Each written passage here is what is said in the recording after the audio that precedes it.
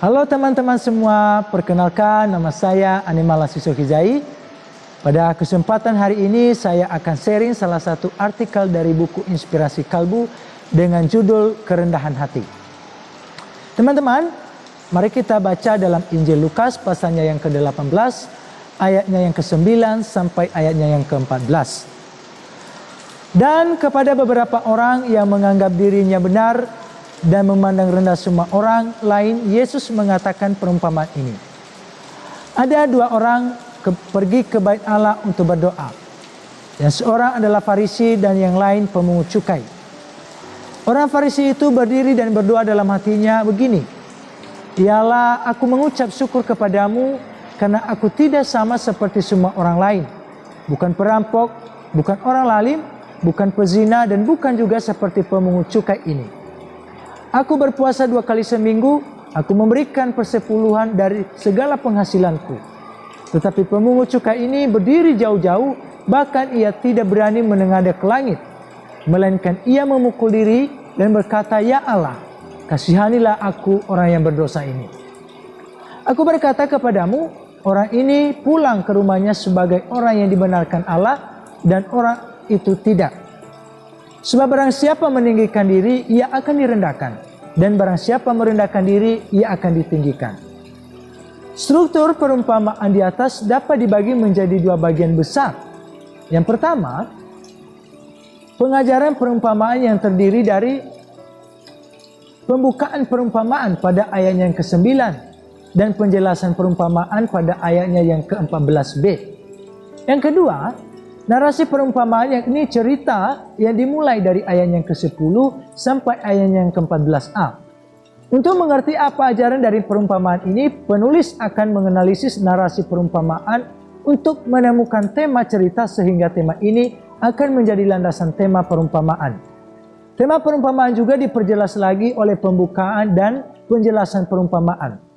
Narasi perumpamaan, tujuan menganalisis narasi perumpamaan adalah mendapatkan tema atau pokok cerita perumpamaan. Premis atau tesis dalam studi perumpamaan ini adalah gabungan antara tokoh atau karakter dan peristiwa, dimulai dari prolog, mulai dari cerita sampai konflik, dan puncaknya adalah epilog atau akhir cerita, di mana menghasilkan tema atau pokok cerita. Analisis narasi ini akan dibagi dalam 3 tahap, yaitu analisis peristiwa, tokoh, dan tema. Analisis peristiwa di dalam narasi perumpamaan, di mana peristiwa berlangsung dari awal sampai akhir. Peristiwa awal adalah ada 2 orang yang pergi ke bait Allah untuk berdoa. Dan peristiwa puncaknya adalah mereka berdoa dengan cara dan isi doa yang sangat bertolak belakang. Peristiwa akhirnya adalah salah satu dari antara mereka, yakni pemungut cukai yang dibenarkan oleh Allah, sedangkan orang Farisi tidak. Di dalam narasi ini ada 2 tokoh, yakni seorang Farisi dan seorang pemungut cukai. Orang Farisi ini memanjatkan doa kepada Allah yang pada intinya dia bukan orang jahat seperti semua orang lain, dan sekaligus dia sangat taat pada ajaran agamanya. Sedangkan si pemungut cukai memanjatkan doanya dengan rasa penyesalan diri dan tidak layak karena dia adalah orang berdosa. 2 tokoh yang mencerminkan 2 karakter yang kontras. Yang satu dengan rasa bangga pada dirinya bahwa dia bukan orang yang jahat seperti orang lain, dan perbuatannya atau dia taat menjalankan perintah agamanya di hadapan Allah. Sedangkan yang satu dengan rasa penyesalan diri yang amat sangat dan kerendahan hatinya, dia berdiri jauh-jauh dari orang Farisi itu. Bahkan ia tidak berani menengadah ke langit, melainkan ia memukul dirinya sendiri, mengakui perbuatan dosanya. Dan ingat, pemungut cukai ini adalah seorang pemungut cukai yang dibenci oleh banyak orang karena dia memungut pajak yang memberatkan dan menambah penderitaan orang Israel yang sudah dijajah bangsa Romawi pada saat itu. Kita bisa melihat di dalam 2 karakter yang kontras ketika orang datang berdoa di hadapan Allah. Yang satu membanggakan atau meninggikan diri dan perbuatannya di hadapan Allah, sedangkan yang satu lagi merendahkan diri di hadapan Allah karena penyesalan atas perbuatannya. Tetapi dikatakan yang meninggikan diri tidak dibenarkan Allah, sedangkan yang merendahkan diri justru dibenarkan Allah. Tema berdasarkan analisis peristiwa dan tokoh di atas, maka penulis menyimpulkan tema narasinya adalah Allah membenarkan orang yang bersikap rendah hati di hadapannya. Di mana sikap rendah hati di hadapan Allah merupakan karakter yang ditonjolkan dalam narasi, dan Allah membenarkan merupakan rangkaian peristiwa awal sampai akhir narasi. Konsep teologis di dalam narasi perumpamaan, kita menemukan sebuah tema atau ide pokok cerita, yakni Allah membenarkan orang yang bersikap rendah hati di hadapannya. Tema ini sekaligus menjadi tema perumpamaan atau pengajaran Yesus kepada orang-orang yang menganggap dirinya benar dan memandang rendah semua orang lain. Kalau kita melihat, memang isi doa orang Farisi kelihatannya baik dan saleh, karena dia bukan orang yang jahat dan dia taat beragama. Namun mengapa orang seperti ini tidak dibenarkan Allah? Jawabannya bukan karena isi doanya tersebut, melainkan sikap atau karakternya di hadapan Allah, yakni meninggikan dirinya di hadapan Allah, dan tidak heran akibatnya dia juga memandang rendah semua orang lain yang tidak sama seperti dirinya. Ini merupakan karakter iblis dan manusia durhaka, yakni kesombongan di hadapan Allah, sehingga mau menjadi seperti Allah. Rasul Paulus menuliskan, janganlah kamu memberi dirimu disesatkan orang dengan cara yang bagaimanapun juga. Sebab sebelum hari itu haruslah datang dahulu murtad, dan haruslah dinyatakan dahulu bahwa manusia durhaka yang harus binasa, yaitu lawan yang meninggikan diri di atas segala yang disebut atau yang disembah sebagai Allah. Bahkan ia duduk di bait Allah dan mau menyatakan diri sebagai Allah. Di dalam 2 Tesalonika pasal yang kedua ayat yang ketiga sampai 4. Kata meninggikan diri, huperiau, di ayat yang keempat merupakan kontras dengan tapeienau atau merendahkan diri.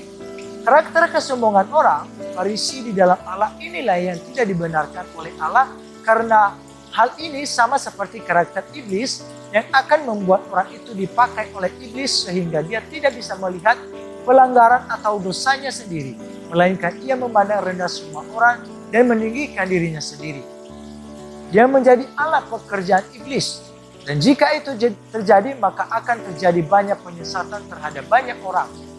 Kita bisa lihat di dalam 2 Tesalonika 2 ayat yang ke-9 sampai 12, Efesus 6 ayat yang ke-11, 1 Timotius 4 ayat yang ke-1 sampai 2, dan 1 Petrus 2 ayat yang ke-1.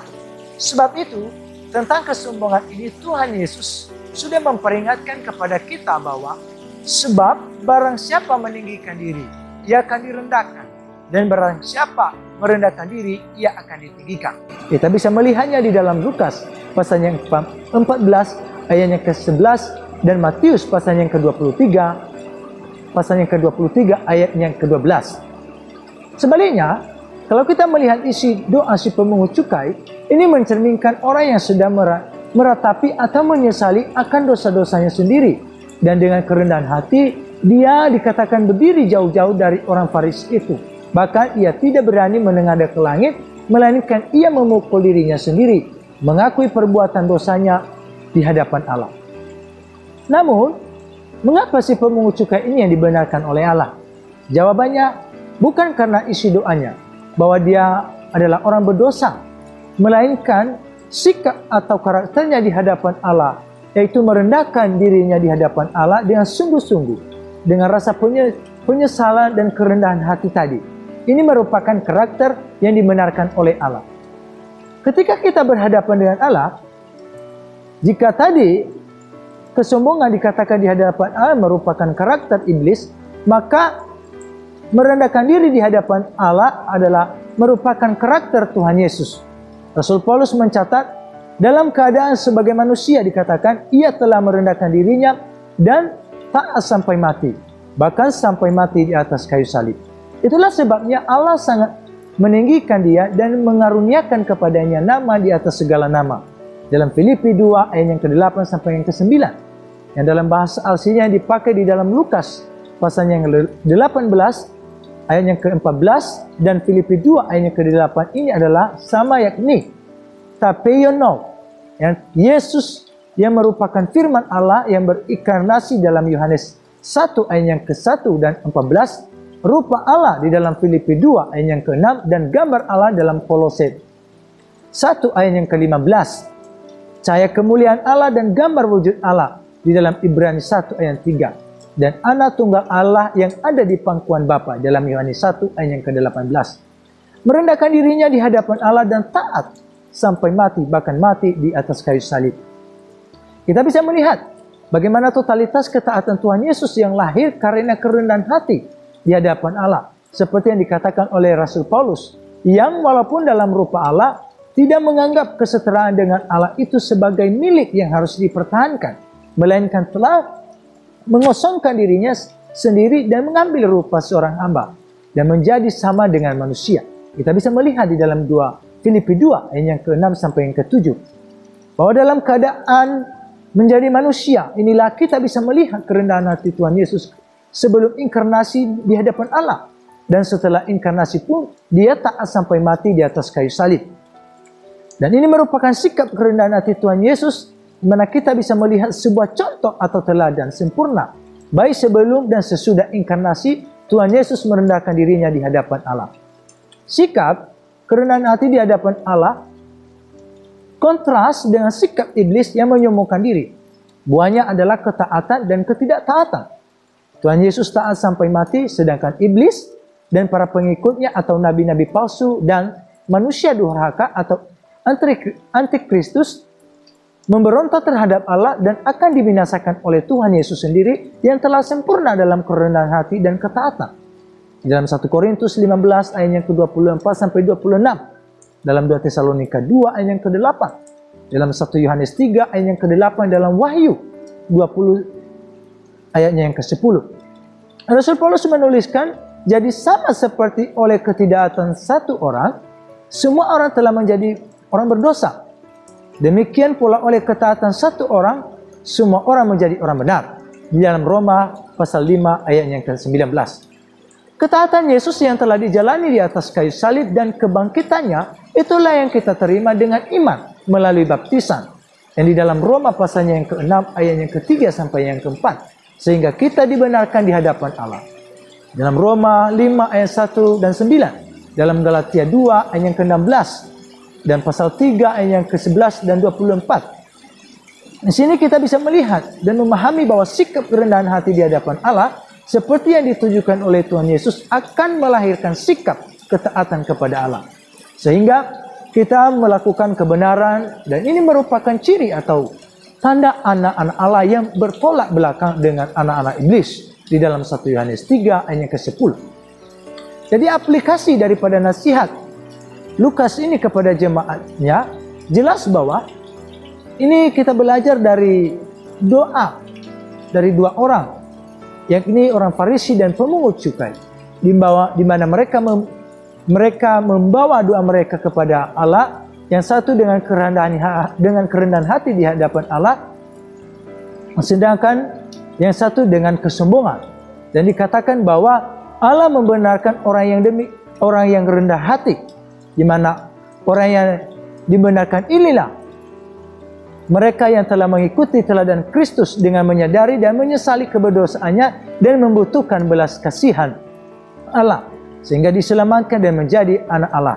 Dalam Efesus 2 pasalnya ayat yang ke-8 sampai ayat yang ke-10. Allah menentang orang yang congkak atau sombong, tetapi mengasihi orang yang rendah hati.